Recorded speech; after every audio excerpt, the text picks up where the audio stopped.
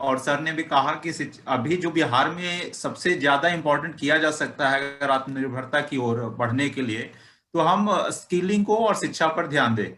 Industries और ये सब में कंपल्सन्स ज्यादा हैं, लेकिन ह्यूमन रिसोर्स है, और ह्यूमन रिसोर्स को अगर हम आत्मनिर्भर बनाने की दिशा में बढ़ाएं तो that would be very good. So उस पे मैं विवेकानंद शुक्ला जी को चाहूंगा कि उस पे अपना वो करें कि शिक्षा की को किस तरह से बदलाव किया जाए, और खास करके जो न्यू एजुकेशन पॉलिसी आई है उससे क्या कुछ लगता है कि उस डायरेक्शन में हम बढ़ेंगे कि जो बिहार से लोग जाने के लिए एक तरह से मजबूर होते हैं, जाते हैं, सब कुछ तो है कि अपॉर्चुनिटीज के चलते जाते हैं, कुछ है कि अगर है ही नहीं अपॉर्चुनिटीज तो करेंगे क्या, तो you have to go.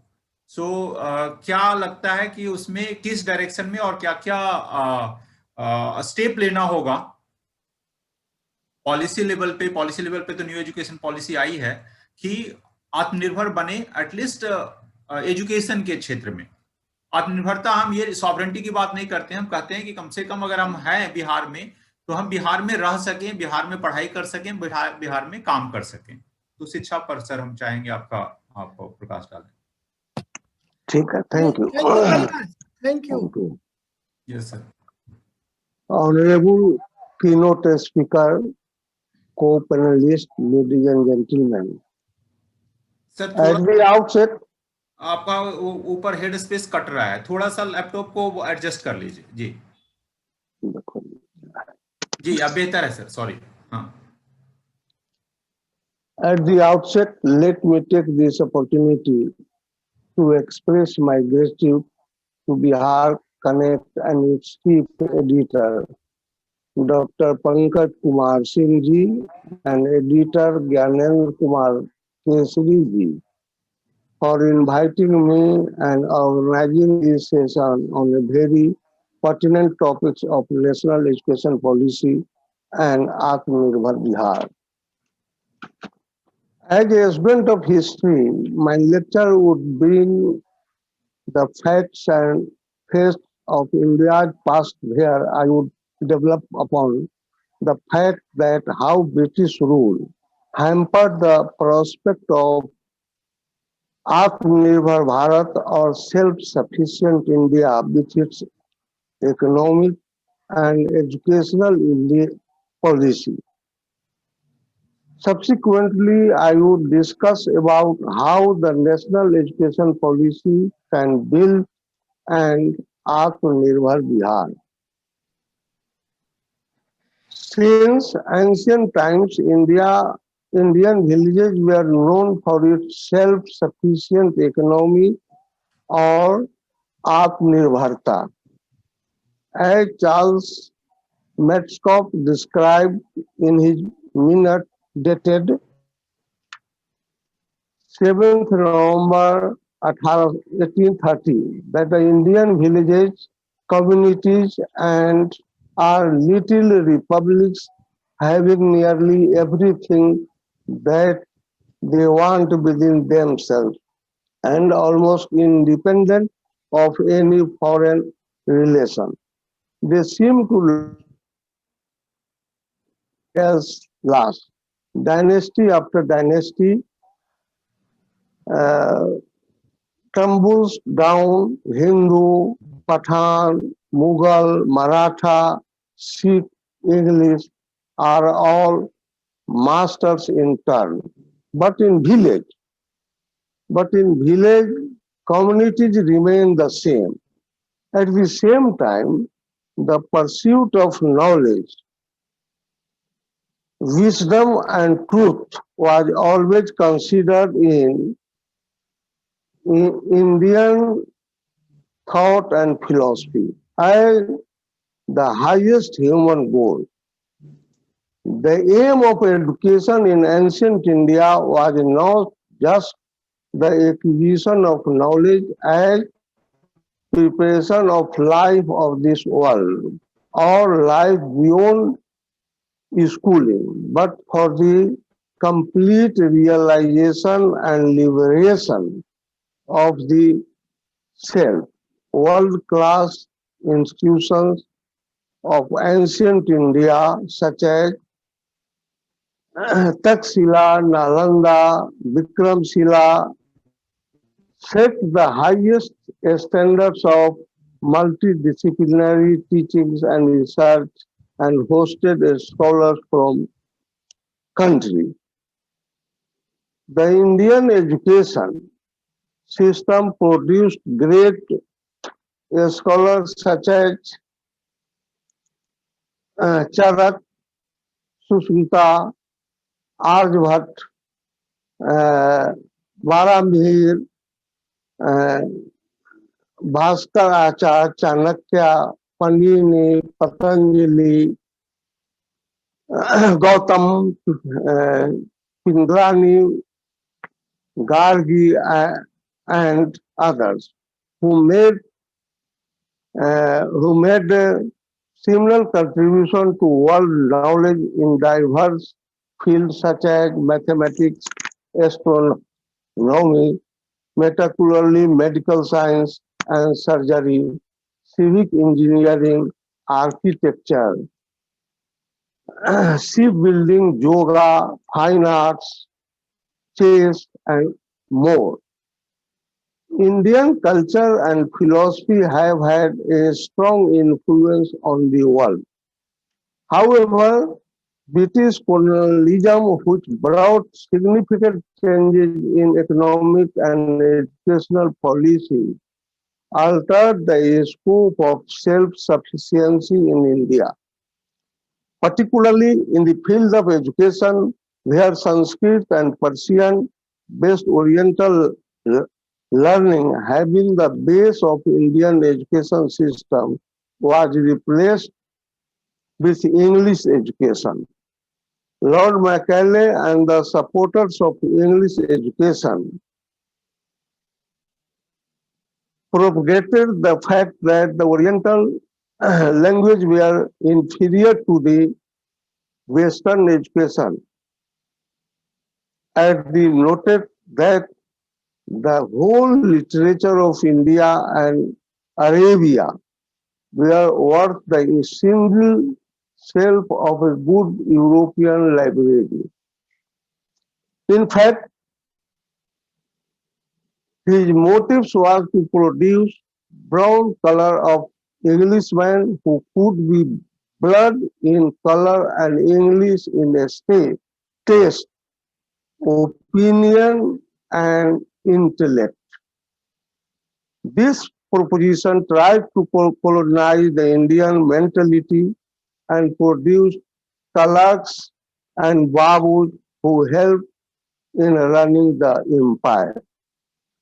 Subsequently, the University of Calcutta, Bombay, and Madras, which were set up in 1857, were not the teaching or research university like Cambridge or Oxford, but they were examining institutions set up on the model of University of London. These changes brought the focus of examination and rote learning. As the famous Indian writer Premchand wrote in his novel, that how the younger brother continued to pass examination without proper uh, readings. He simply remembered few base questions and wrote the examination. Along with this, there was not much focus on institutionalization of education, particularly the professional education. The total of professional institutions did not. In this situation, scientific progress was hampered. After 1947, the independent India education policies like Radhakrishnan Plan of 1948 and New Education Policy of 1986 did focus on the concept of progress, but there were not much effort towards including Indian culture and value system. Hence, the colonial system of education with focus on Western system of education, examination and rote learning continued. Viewed on this context, the present education policy of 2020, which aims to facilitate universal access to quality education, economic growth, social justice, scientific advancement, national integration, and cultural preservation, is a welcome step. At the National Education Policy 2020, documents noted that the world is undergoing rapid changes in the knowledge landscape with various dramatic scientific and technological advances, such as the rise of big data, machine learning, and artificial intelligence.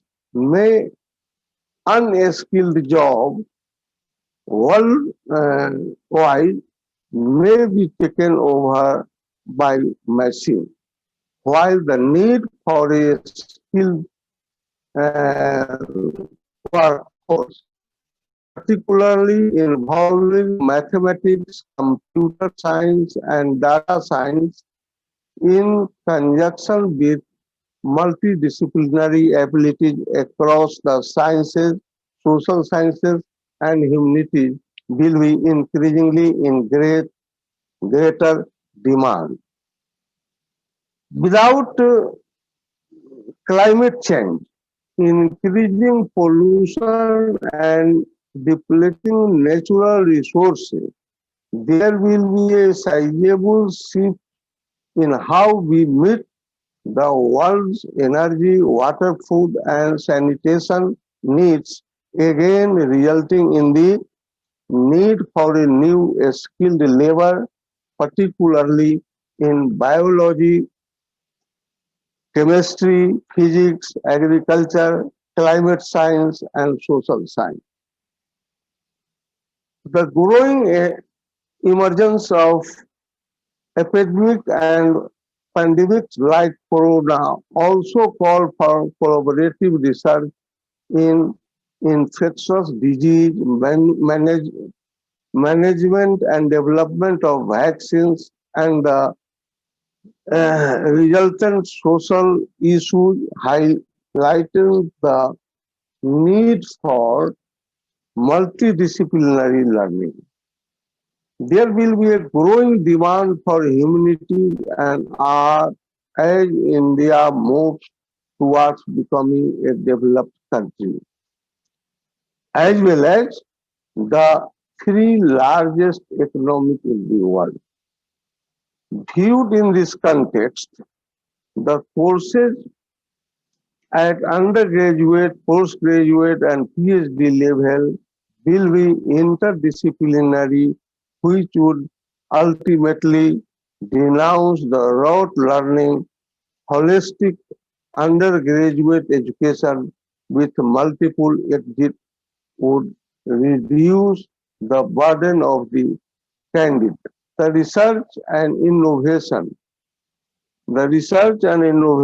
investment in India is at the current time only 0.69% of GDP as compared to 2.8% in the United States of America, 4.3% in Israel, and 4.2% in South Korea.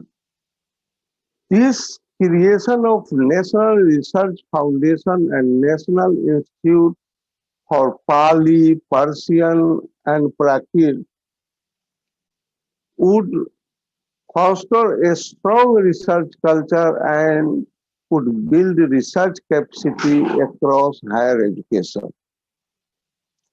The education policy, which aims to to increase the cross enrollment ratio in higher education, including vocational education, from 26.3% to 50% by 2035, and to increase the public investment in the education sector to reach 6% GDP with compared to present investment of 4.6%.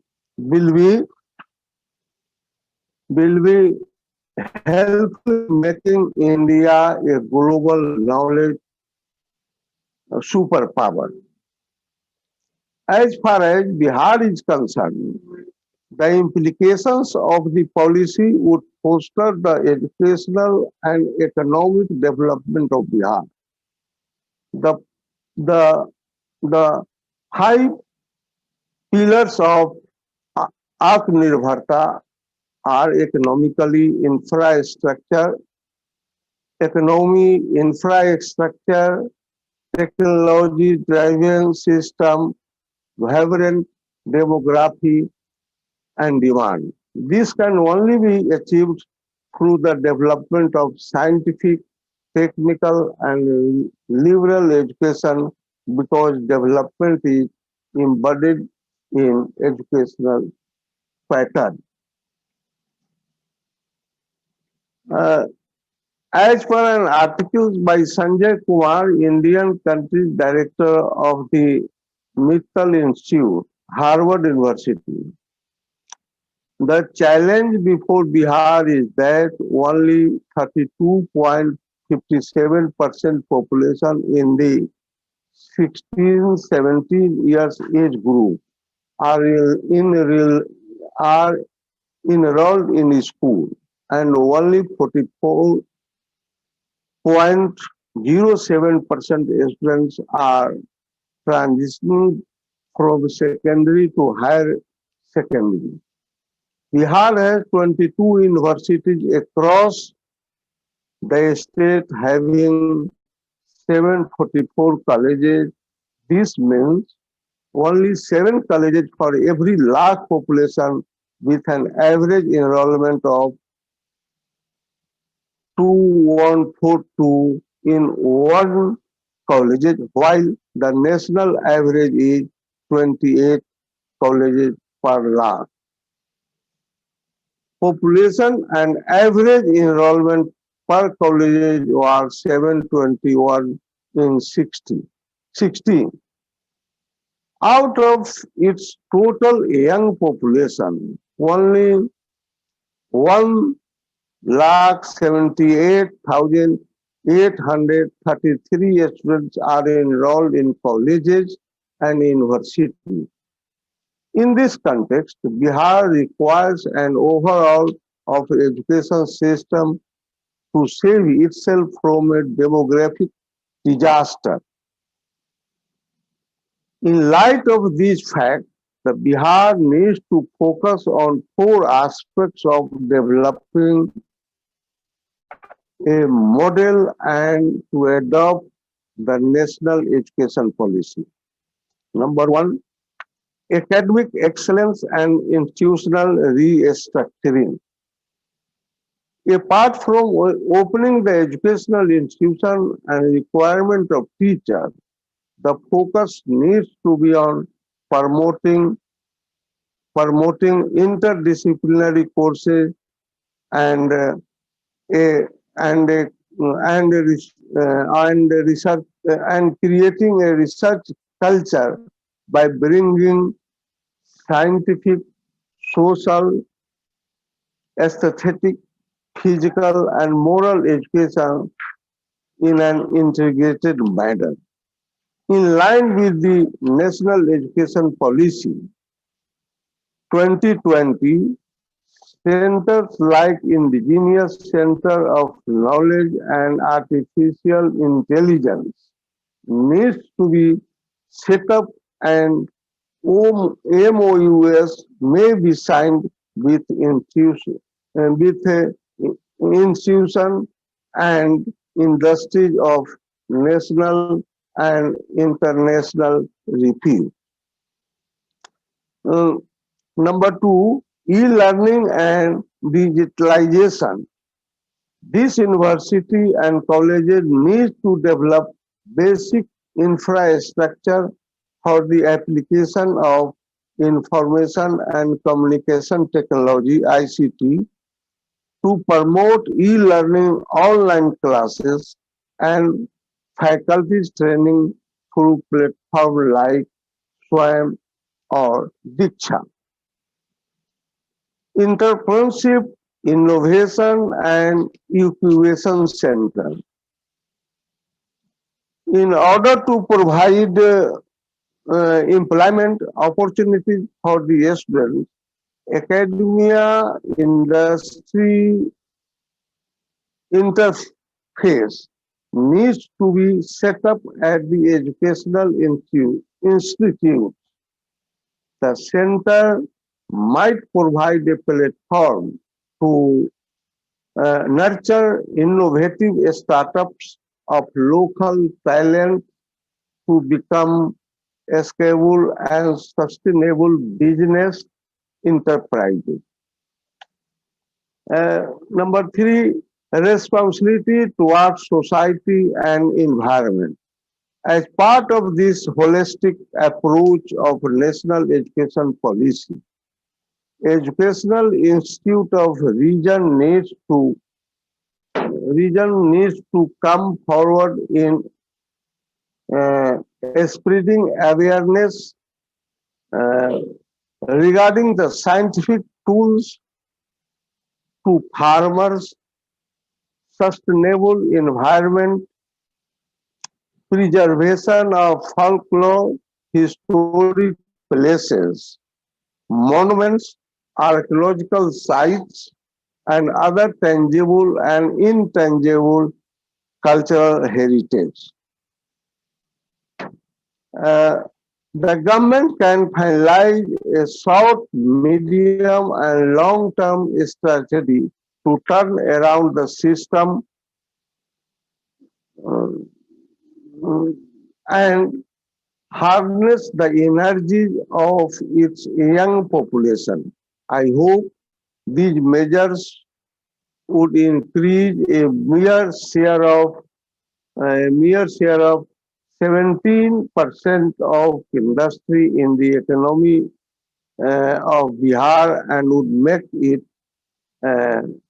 Atmanirbhar as well as bringing back the glorious tradition of